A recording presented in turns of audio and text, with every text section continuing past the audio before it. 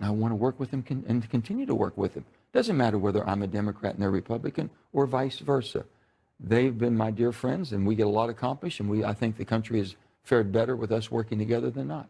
Senator There used to be a time when we did that. I know. Stevens and Inouye, legendary. I'm all for you. They would go and campaign in one another states. Oh, Stevens from Alaska and Inouye from Hawaii. Yeah. Would campaign for each other. Yeah.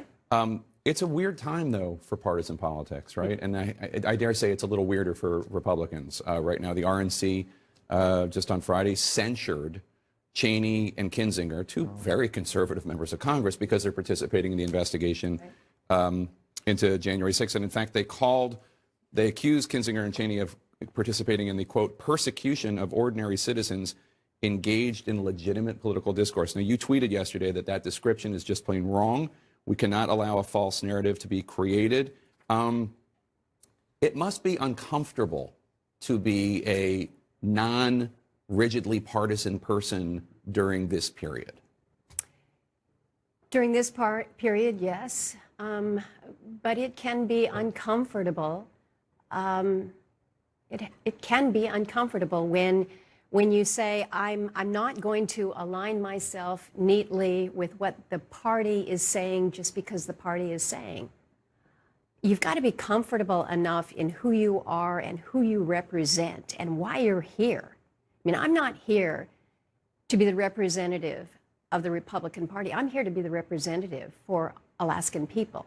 And I take that charge very, very seriously. So when there is a conflict, when the party is taking an approach or saying things that I think are just absolutely wrong, I think it's my responsibility as an Alaskan senator speaking out for Alaskans to just speak the truth. And I think that that's hard because we seek protection in our lanes over to the right and over to the left. And that gives you company. But is that really why people sent you here? Is that really what they want? I don't think people in Alaska want that. I don't think people in West Virginia expect that. And so, yeah, it's harder. It is harder. The easier thing to do is just go along to get along. Or just keep your mouth shut. Just keep your mouth shut. Yeah. But you know what? That's not why we're here. We're here to do some hard things.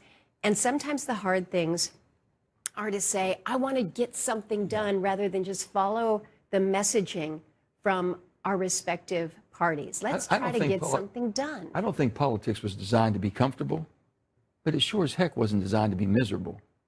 Okay?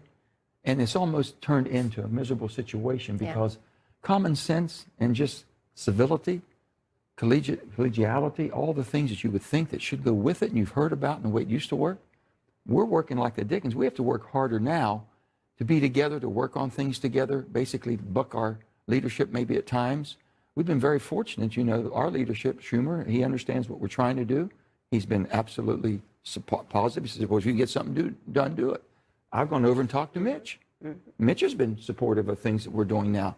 So basically they understand, and I think they all want us to work together.